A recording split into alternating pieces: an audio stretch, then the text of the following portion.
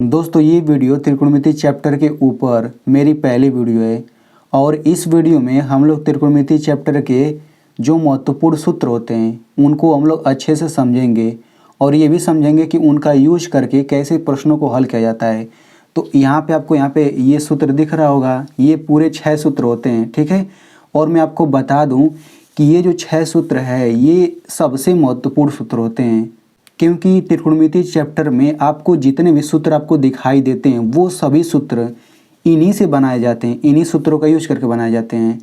तो इस तरह से आप समझ सकते हैं कि ये सूत्र आप लोगों के लिए कितना महत्वपूर्ण है और आपको इसे अच्छे से बिल्कुल समझ लेना है। और इस वीडियो में मैं आपको इन सभी सूत्रों को याद करने का एक सिंपल सा ट्रिक भी बताऊंगा। अगर आप वो ट्रिक फॉलो करेंगे तो आपको ये सूत्र कभी भी नहीं भूलेगा, ठीक है। तो चलिए वीडियो शुरू करते हैं। तो सबसे पहले मैं आपको बता दूं कि आप लोग इस वीडियो में कैसे प्रश्नों को हल करना सीखेंगे। तो ध्यान से देखिए, आपको बिल्कुल ऐसे ही एक त्रिभुज दे दिया जाएगा। इसमें या तो आपको तीनों भुजा का लंबाई दे देगा या तो केवल 2 भुजा का लंबाई दे देगा। और इतना देने के बाद आपको पूछ सकता है साइन सी का मान बताइए, कोस सी का मान बताइए, साइन ए का मान बताइए, टैन ए का मान बताइए। मतलब इस तरह से आप देख सकते हैं इन सभी का मान आपसे पूछा जा सकता है। तो इस तरह के सवालों को कैसे हल करते हैं, हम लोग इन्हीं सूत्रों का यूज करके हल करते हैं, ठीक है। तो इन सूत्रों को समझने से पहले हम लोग थोड़ा सा ये जान लेते हैं। यहाँ पे देखिए कुछ हिंदी वर्ड का इंग्लिश मीनिंग दिया गया है ताकि जो सीबीएसई बोर्ड वाले बच्चे हैं वो भी इसे अच्छे से समझ सकें, ठीक है। तो देखिए लंब को अंग्रेजी में बोलते हैं परपेंडिकुलर, आधार को इंग्लिश में बोलते हैं बेस। बिल्कुल इसी तरह से आप लोग ये पूरा देख सकते हैं, ठीक है। अब यहाँ पे जो ये 6 सूत्र है, यहाँ पे आप देखिए इन 6 सूत्रों में अगर आप देखेंगे तो आधार कड़ लंब, केवल आधार कड़ लंब इन्हीं का यूज करके पूरा सूत्र बना है। तो सबसे पहले हम ये समझेंगे कि आधार कड़ लंब ये होता क्या है, ठीक है। तो इसे आप लोग ध्यान से समझिएगा। तो इसे समझने के लिए सबसे पहले आपको समझना पड़ेगा कि समकोण त्रिभुज किसे कहते हैं, ठीक है। समकोण त्रिभुज, तो देखिए समकोण त्रिभुज क्या होता है, ध्यान से समझिएगा। ऐसा त्रिभुज जिसका एक कोण 90 अंश का हो उसे ही हम समकोण त्रिभुज कहते हैं। देखिए 90 अंश जो कोण होता है, 90 अंश कोण को हम समकोण कहते हैं। यानी कि समकोण त्रिभुज का मतलब हुआ कि ऐसा त्रिभुज जिसमें एक कोण 90 अंश का हो उसे ही हम समकोण त्रिभुज कहते हैं। जैसे यहाँ पे मान लीजिए मैंने एक त्रिभुज खींचा कुछ इस तरह से, तो आप देख सकते हैं यहाँ पे 90 अंश का है। तो यहाँ पे देखिए 90 अंश कोण को हम ऐसे दिखा देते हैं, मतलब ऐसे जहाँ पर भी दिखे आप समझ जाइए कि यहाँ पे 90 अंश का कोण है, ठीक है ना। तो आई होप आपको समझ आ गया होगा कि समकोण त्रिभुज क्या होता है। यानी कि ऐसे आपको कहीं पर दिख जाए तो समझ लीजिए कि ये समकोण त्रिभुज है, क्योंकि समझिए कि ये 90 अंश का कोण बना हुआ है। ये 90 अंश कोण को दिखाने का तरीका है, ठीक है। तो इस तरह से आप समझ गए। अब हम समझते हैं आधार, लंब और कड़ ये क्या चीज़ होता है। तो ध्यान से देखिए 90 अंश के सामने जो भुजा होता है इसे हम लोग बोल देते हैं कड़, ठीक है, यानी कि हाइपोटेनस। 90 अंश के सामने जो भुजा होता है इसको हम हमेशा कड़ बोलेंगे। अब जो ये नीचे वाली भुजा है इसको हम लोग बोल देंगे आधार यानी कि बेस, इसको हम लोग बोल देंगे लंब। अब यहाँ पे एक चीज़ आपको और समझना चाहिए। देखिए 90 अंश के सामने वाली जो भुजा है ये कड़, ये सबसे लंबी भुजा होती है और ये कभी भी नहीं बदलेगा, कड़ ये हमेशा रहेगा। लेकिन देखिए हम कभी कभी इसको आधार बोल सकते हैं, इसको लंब बोल सकते हैं। देखिए यहाँ पे इसको आधार बोले हैं, इस भुजा को लंब बोले हैं, लेकिन हम चाहें तो इसको लंब बोल सकते हैं, इसको आधार बोल सकते हैं। यानी कि लंब आधार हम इधर उधर कर सकते हैं, कोई दिक्कत नहीं है, लेकिन कड़ हमेशा फिक्स रहेगा। 90 अंश के सामने वाली भुजा ही कड़ रहेगा। तो इतना आपको अगर समझ आ गया है तो चलिए अब हम यहाँ पे सूत्र को समझ लेते हैं। तो देखिए आपको कितना सूत्र याद होना चाहिए, ध्यान से समझिए। आपको ये 6 सूत्र याद होना चाहिए, इन्हीं का यूज करके हम सवालों को हल करेंगे। तो सबसे पहले यहाँ पे पहला सूत्र देख लीजिए, साइन ए बराबर होता है लंब बटे कड़। ये बराबर मैंने लगा दिया, इसको आप लोग इग्नोर करिएगा। साइन ए बराबर लंब बटे कड़ होता है, कोस ए बराबर आधार बटे कड़ होता है, टेन ए बराबर होता है लंब बटे आधार, कोट ए बराबर होता है आधार बटे लंब। ऐसे ये, ठीक है, पूरा 6 सूत्र है। तो ये आपको एकदम अच्छे से याद होना चाहिए। इस वीडियो में हम लोग इसका ट्रिक भी समझेंगे इसको याद करने का, ठीक है, बहुत ही आसानी से याद हो जाता है। अब यहाँ पे इसको हम थोड़ा सा समझते हैं। देखिए जब भी साइन आ जाए और कोस आ जाए तो हमेशा इसके बाद यहाँ पे जो लिखा है ना ये कोण लिखा रहता है, यानी कि ए कोई कोण है 30 अंश 40 अंश, यानी कि साइन आ जाए, कोस आ जाए, टेन, कोट सेक, कोसेक, इन सब के बाद जो ये लिखा रहता है ये कोड लिखा रहता है। समझ में आ गया ना? ठीक है, जब हम सवाल को हल करेंगे आपको और अच्छे से समझ आ जाएगा। तो चलिए सबसे पहले हम इस पहले क्वेश्चन को हल करते हैं। क्या बोला गया है? बोला गया है त्रिभुज ABC में जिसका कोड बी सम कोड है, यानी कि हमें त्रिभुज ABC बनाना है, उसमें बी कोड को हमें सम कोड दिखाना है। मैंने अभी बताया कि सम कोड 90 अंश कोड को कहते हैं। तो सबसे पहले इसमें हम चित्र बनाते हैं। ठीक है, तो चलिए यहाँ पे हम चित्र बना लेते हैं। तो आप देखिए हम सम कोड त्रिभुज ही बनाएंगे। तो यहाँ पे हम कुछ इस तरह से बना लेते हैं सम कोड त्रिभुज। अब देखिए बोला है कि बी सम कोड रहना चाहिए, तो इसको हम बी नाम दे देते हैं। ठीक है ना, यहाँ पे ये 90 अंश का कोड बन गया। अब हम ए इसको नाम दे दें, इसको सी, तो त्रिभुज ABC बन गया। या फिर हमारा मन करे तो इसको भी ए कर सकते हैं, इसको सी। ठीक है, कोई दिक्कत नहीं है, बस इसमें बी सम कोड बोला है तो हमने बी सम कोड बना लिया। और क्या बोला है? AB बराबर 3 सेंटीमीटर, यानी कि AB की लंबाई कितना है? 3। AB की लंबाई कितना है? 3 सेंटीमीटर। BC की लंबाई कितना है? 4 सेंटीमीटर। इस BC की लंबाई कितना है? 4 सेंटीमीटर। और AC की लंबाई है 5 सेंटीमीटर। AC की लंबाई कितना है? 5 सेंटीमीटर। तो निम्नलिखित के मान ज्ञात कीजिए, यानी कि साइन, ए कोस, ए टेन, ए कोट, ए सेक, ए कोसेक, और इन दूसरे का, इन सभी का मान ज्ञात करना है। तो कैसे ज्ञात करेंगे समझिए। तो मैंने अभी आपको बताया कि 90 अंश के सामने जो भुजा है इसको हमेशा हम कोण बोलेंगे। तो देखिए यहाँ पे आप इसको लिख लीजिए कि ये कोण है, मतलब इससे आसानी होगा हल करने में। यानी कि कोण के जगह पे हम 5 लिखेंगे इस सूत्र में। ठीक है, और ध्यान से समझिए, जो ये लंब आधार होता है ये बदलता है कोण के हिसाब से, कोण के हिसाब से बदलेगा। अभी मैं आपको समझा दूंगा क्या मैं कहना चाह रहा हूँ। तो देखिए सबसे पहले हम साइन ए का मान निकालते हैं। तो देखेंगे साइन के बाद क्या आ रहा है? ए आ रहा है। इस ए का मतलब ये है कि हम इस कोण की बात करेंगे। देखिए इस कोण को ही ए कहा गया है। अब ये कोण कुछ 30 अंश 40 अंश कुछ न कुछ होगा ना, तो यहाँ ए लिखा है, इसका मतलब कि ये 30 अंश 40 अंश कुछ लिखा होगा इसी के हिसाब से। ठीक है ना? तो देखिए जिस कोण की बात होती है उसके सामने वाला जो भुजा होता है इसको हम लंब बोलते हैं।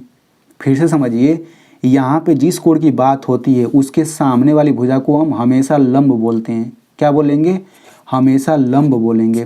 तो देखिए साइन, यहाँ कोण ए की बात हो रही है तो इसके सामने लंब ये हो गया, और कोण तो हमेशा फिक्स है, तो जब ये कोण हो गया ये लंब हो गया तो आधार यही हो जाएगा। अब सवाल लगाते हैं।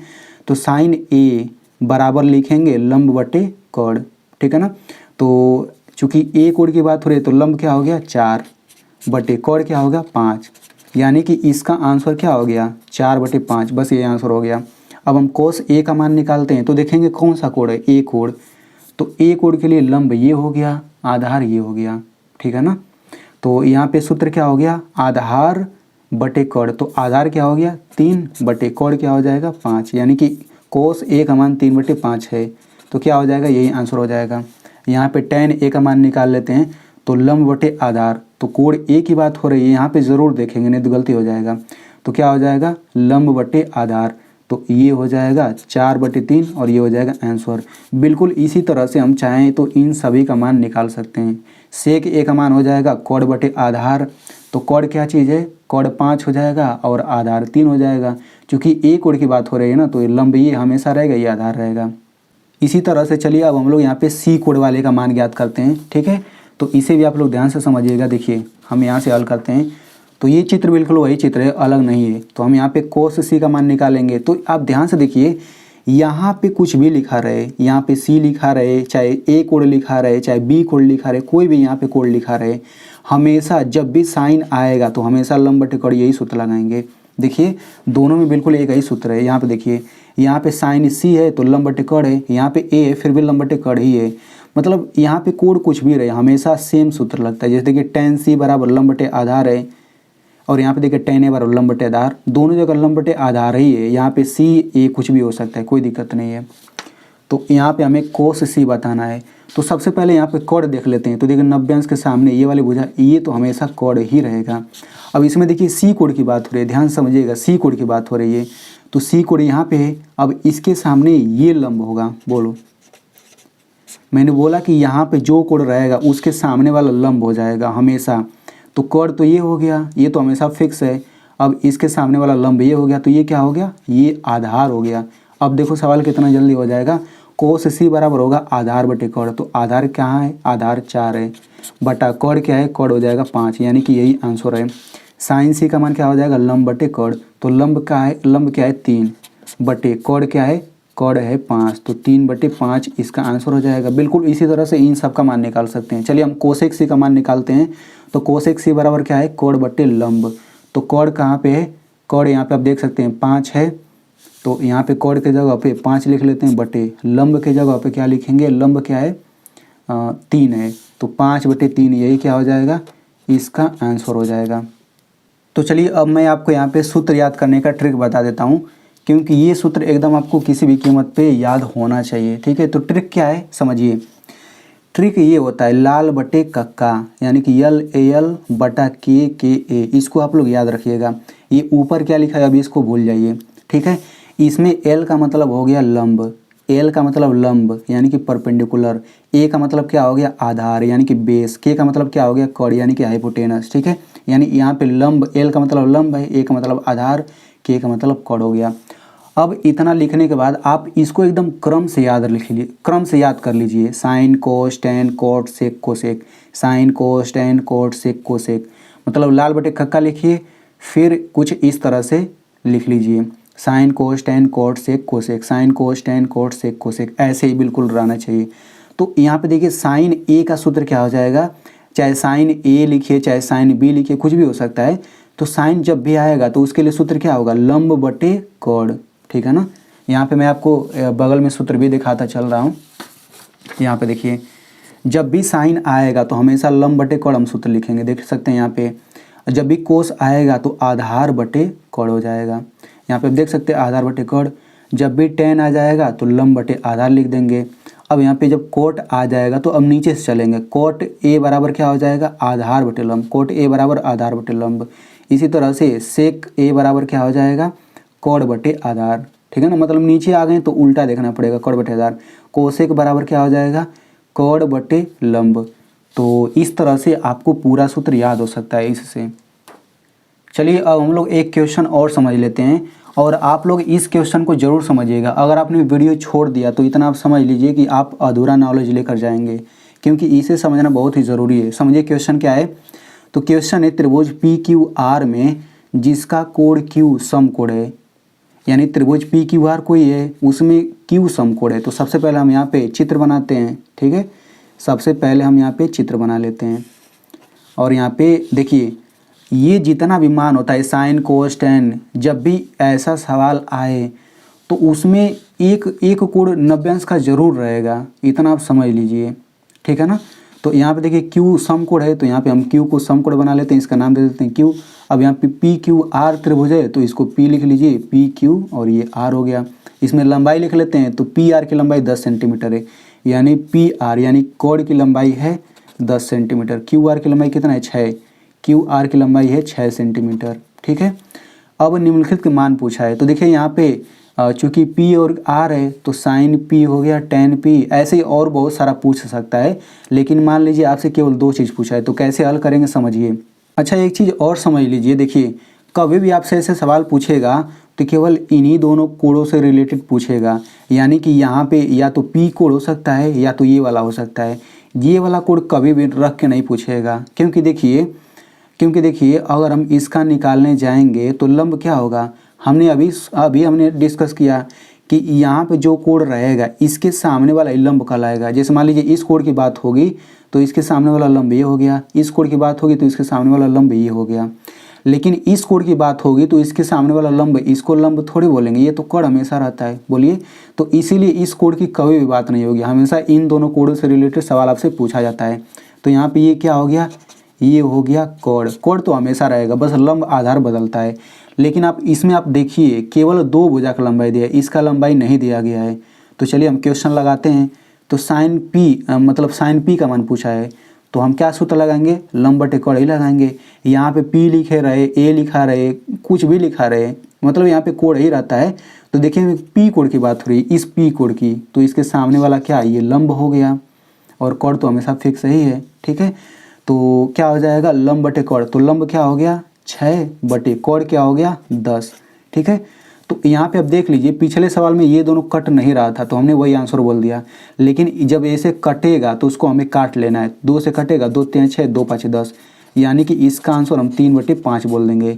ये अगर कटता है तो हमें काट के छोटा वाला आंसर बोलना रहेगा। अब यहाँ पे इसको समझ लेते हैं। तो देखिए tan क्यू बराबर पूछा है, tan क्यू का मान, तो यहाँ पे सूत्र होगा, tan का सूत्र होगा लंब बटे आधार। अब क्यू यहाँ पे है। अब थोड़ा सा हम यहाँ पे समझ लेते हैं। देखिए यहाँ पे ये क्यू नहीं रहेगा, गलती से मैंने लिख दिया, ये आर रहेगा। tan आर का मान पूछा है, tan आर का मान, ठीक है। तो tan आर बराबर हो जाएगा लंब बटे आधार। तो देखिए tan आर यहाँ पे है, तो इसके सामने लंब क्या हो जाएगा, ये लंब हो जाएगा, ठीक है। और आधार क्या हो जाएगा, ये आधार हो जाएगा। तो देखिए आधार की जगह तो हम 6 लिख लेंगे, लेकिन लंब हमें पता ही नहीं है। तो अब यहाँ पे आपको समझना चाहिए एक चीज़। क्या समझना चाहिए, इसको ध्यान से समझिएगा कि जब भी आपको सवाल दे दे और सवाल में केवल 2 भुजा का लंबाई दिया हो, इस तीसरे की लंबाई नहीं दिया हो, तो हम इस तीसरे की लंबाई निकाल सकते हैं। एक बार फिर से सुनिए मेरी बातों को ध्यान से। जब भी आपको त्रिभुज में इस तरह सवाल आ जाए और 2 को भुजा का लंबाई दिया हो, तीसरे की लंबाई नहीं दिया हो सकता है कि ये वाला दोनों लंबाई दे दिया हो, ये नहीं दिया हो सकता है कि ये और ये लंबाई दे दिया हो, ये न दिया हो, ठीक है ना। तो हम लोग तीसरे वाले को ज्ञात कर सकते हैं, निकाल सकते हैं। कैसे निकालेंगे, पाइथागोरस प्रमेय से, ठीक है ना। तो हम लोग इसकी तीसरे की लंबाई निकाल सकते हैं बहुत ही आसानी से। अब इसको अगर आप निकालना सीखना चाहते हैं तो उस वीडियो का लिंक मैं यहाँ पे दे दूंगा ऊपर, या फिर आपको यहाँ पर भी दिख रहा होगा। उस वीडियो पर क्लिक करके आप लोग देख लीजिए कि कैसे हम लोग इस तीसरे भुजा को निकालेंगे। और जब ये तीसरा भुजा निकल जाएगा तो फिर बाकी सब वैसे ही हम सवाल लगाते चले जाएंगे, कोई दिक्कत नहीं होगा। तो मान लीजिए कि इसको अगर हम हल करेंगे, तो इसको जब हम लोग हल करके तीसरे की लंबाई निकालेंगे तो ये 8 सेंटीमीटर आता है, ठीक है। पाइथागोरस प्रमेय आप लोग जरूर देख लीजिएगा, ठीक है ना। तो देखिए 8 सेंटीमीटर आ गया। तो tan आर का मान पूछा है, तो क्या हो जाएगा, लंब हो गया 8, आधार हो गया 6। इसको काट लेते हैं, 2 चौक 8, 2 3 6, यानी कि 4/3 ऐसे ही आंसर हो जाएगा। अब ऐसे करके जितने भी सवाल पूछेगा, जब तीनों भुजा दे दिया है तो हम आसानी से निकाल सकते हैं। तो आई होप आपको समझ आ गया होगा। अब मैं आपसे यहाँ पे सवाल पूछता हूँ, आप लोग इसे ज़रूर बताइएगा। साइन ए का मान बताना है, tan सी का मान बताना है। यहाँ पे ये चित्र आपको दे दिया है। तो दोस्तों मैंने आपको इतना सरल तरीके से समझा दिया। तो आपसे एक छोटा सा रिक्वेस्ट है कि आप लोग इस वीडियो को मेरी मेहनत के लिए एक लाइक कर दीजिए, और हो सके तो इसे अपने दोस्तों में ज़रूर शेयर करिए, क्योंकि अगर आपको समझ आ गया है तो उन्हें भी अच्छे से समझ आ जाएगा।